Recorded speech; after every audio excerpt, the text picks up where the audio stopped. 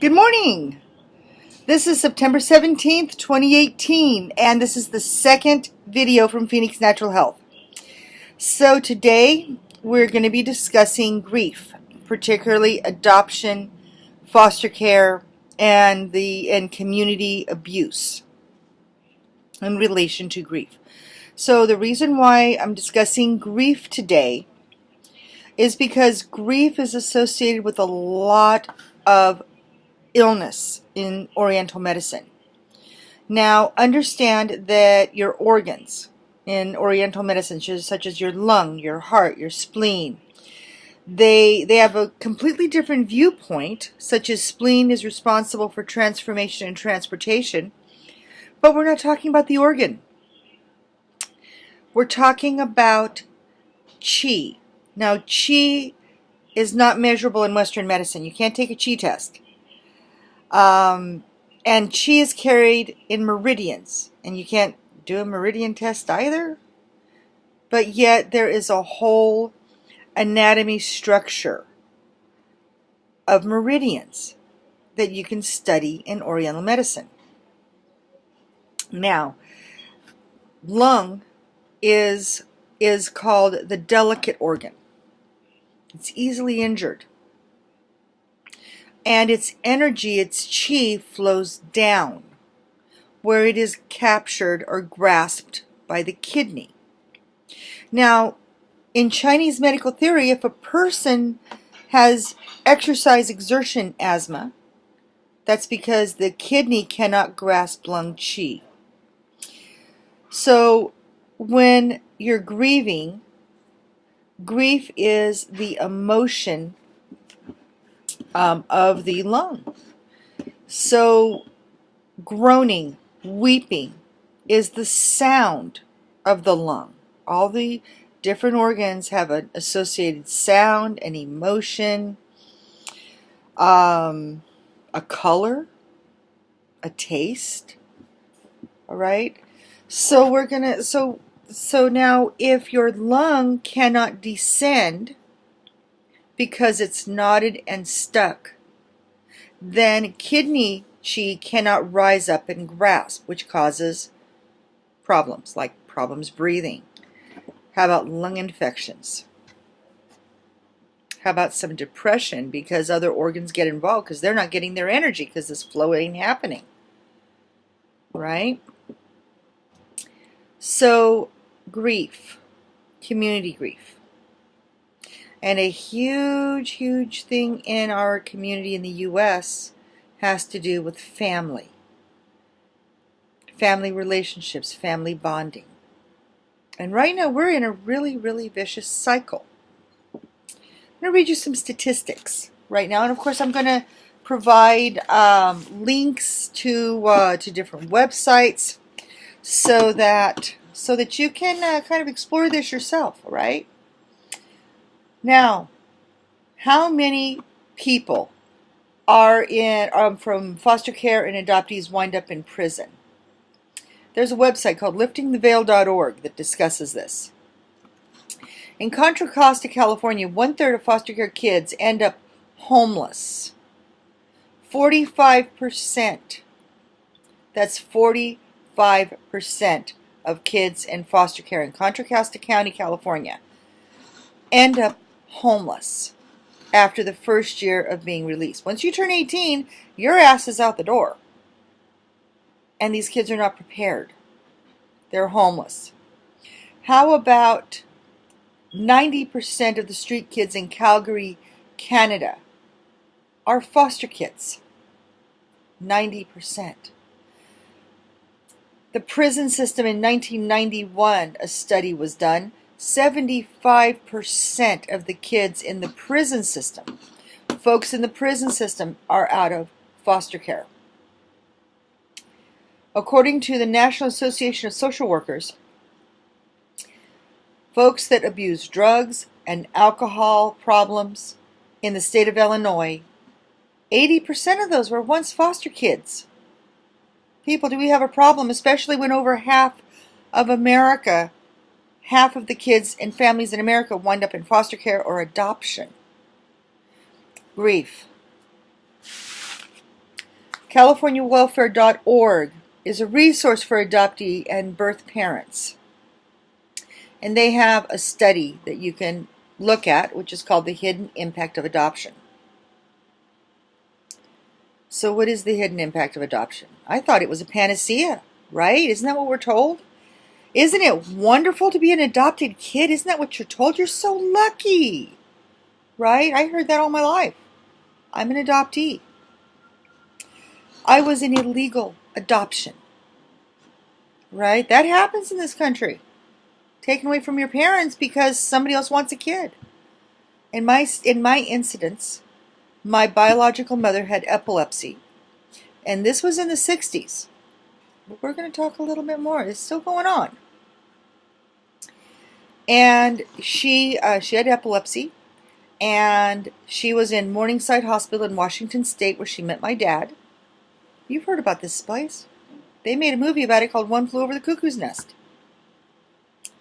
One of the worst mental health hospitals in the country. The abuses in there were horrific. But in that time, if you had any mental health history whatsoever, you were worse than a criminal, especially if you've been in the hospital. A lot of people still think that way. It's still a stigma. Anyways, I was given to a family, a military family, because they wanted a dark-haired little girl. But the man had severe PTSD from World War II in Korea. And he was a war hero, heavily decorated, but could not adjust to being a civilian. So there's a lot of veterans that can identify with this story today, that have gone to Iraq, who have gone to Iran, who struggle. And their families struggle. We need to support them. So these are pretty horrific statistics, aren't they? So what is going on here? So why are people resorting to alcohol and drugs after having been in the foster care system? And what does this have to do with chi, lung chi? Grief. According to different studies, which I will, of course, I'm going to post all this stuff for you, okay, so you can go look for yourself. A person is feeling a vacuity, an emptiness in their life. And they're filling that emptiness with, it can be sex, it can be drugs, it can be food, it can be alcohol, it can be anger, control through anger. So the grief and loss from foster care, losing your family, losing your genealogy, losing your identity, is devastating to a person beyond comprehension. And when you have an entire community, over half the people have been removed from their families, and the understanding and support is not always there, you're going to have problems. Drug problems, alcohol problems, inability to bond with someone, which leads to divorce, leads to perpetuation of having your kids taken away. So what are we going to do as a community? What we need to do, I believe, is I'm going to suggest getting together, and there are various support groups to connect with others who are having these issues in a positive manner, such as Al-Anon, if you grew up in an alcoholic family like I did. There's Narcotics Anonymous. There's CODA. CUBS, Concerned United Birth Parents. But we as a community really need to face why are over half of our families being broken up. In my incidents, it was an illegal adoption. So, does it still occur today?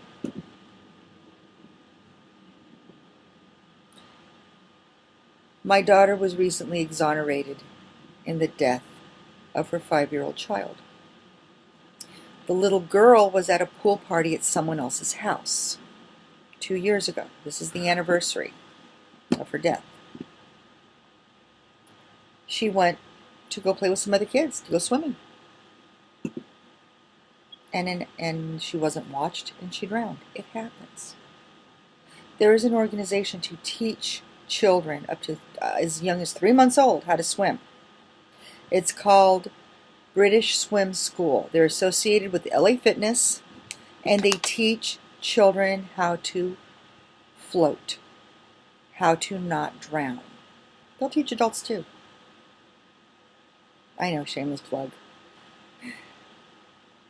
The point being is that the DA charged my daughter with a child's death, my granddaughter's death.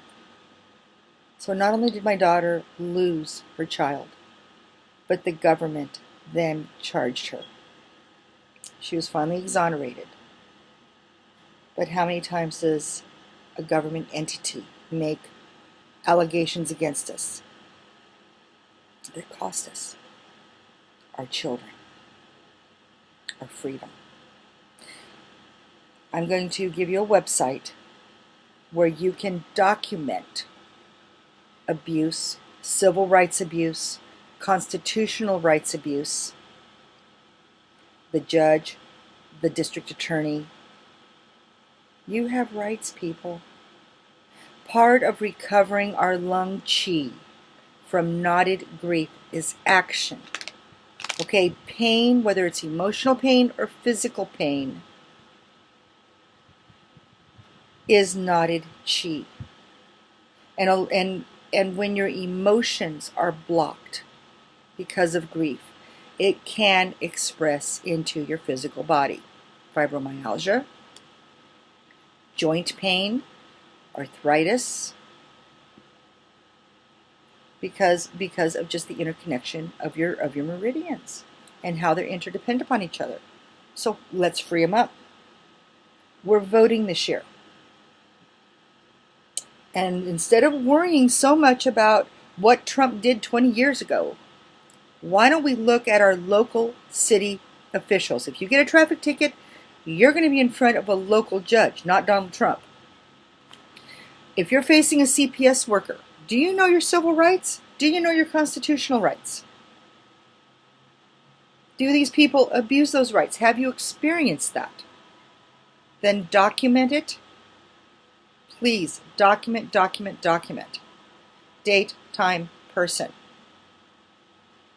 And then send that violation to your state assembly, your state senator, and your state attorney general.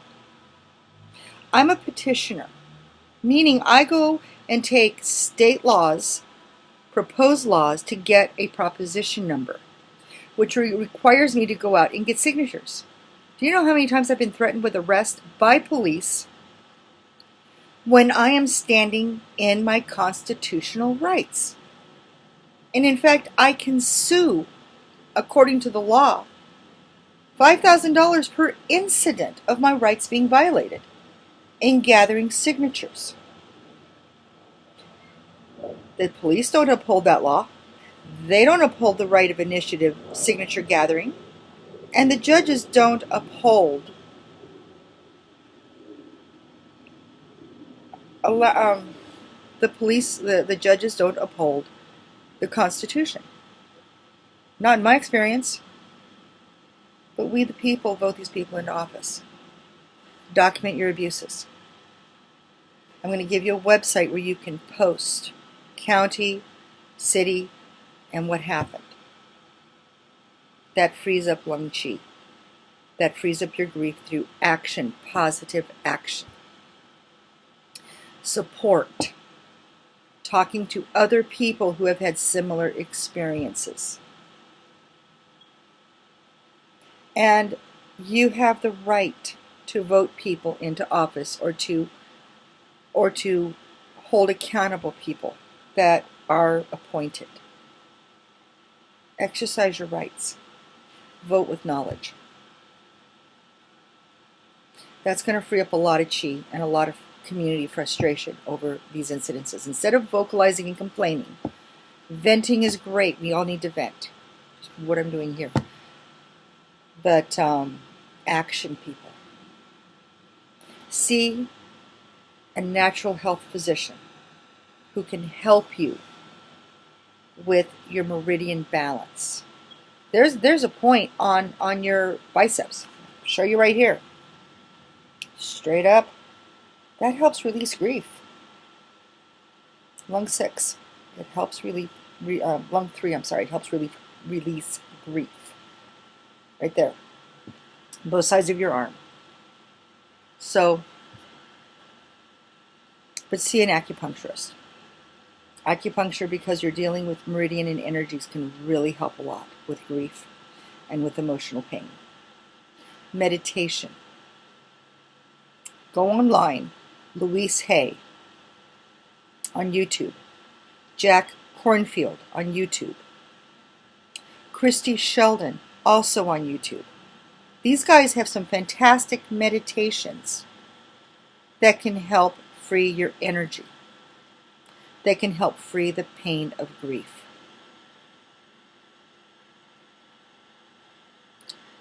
So, this is my discussion for today.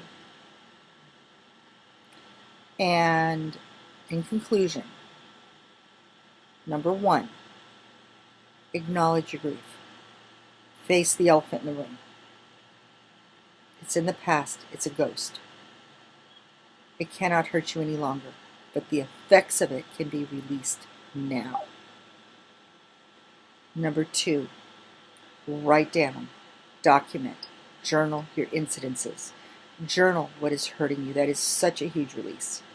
Many times I use a whiteboard and I write it and erase it to help release grief or something that's bothering me or what I'm thinking about, trying to make a decision. Okay? The next thing I want you to do is to be active. Pain is stagnation of chi. Knotted chi is stagnation. You move, you release stagnation. You move, you feel better. Exercise, Tai Chi, Qigong. Being active in your community and documenting your incidences on a website. On a website that the community can access.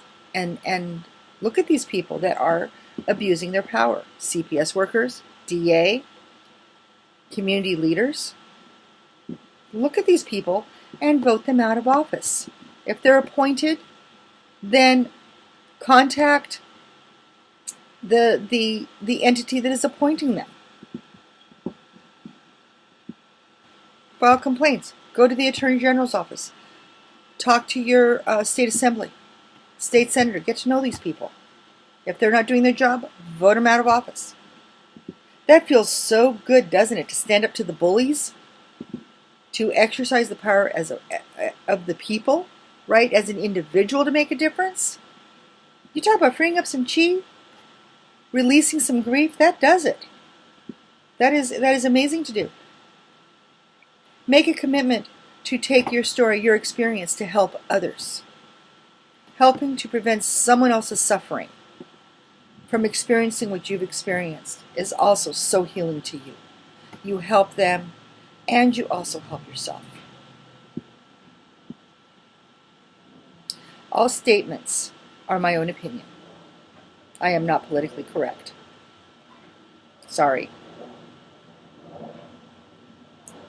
If I make any statements regarding herbs, alternative medicine, alternative treatments, they are not approved by the FDA in general, and take responsibility for your own health and seek qualified medical attention. The purpose of these videos is for education, for discussion, and to provoke thought. Thank you so much for watching my video today. We're going to continue our discussion on grief. Thank you so much, and have a wonderful day.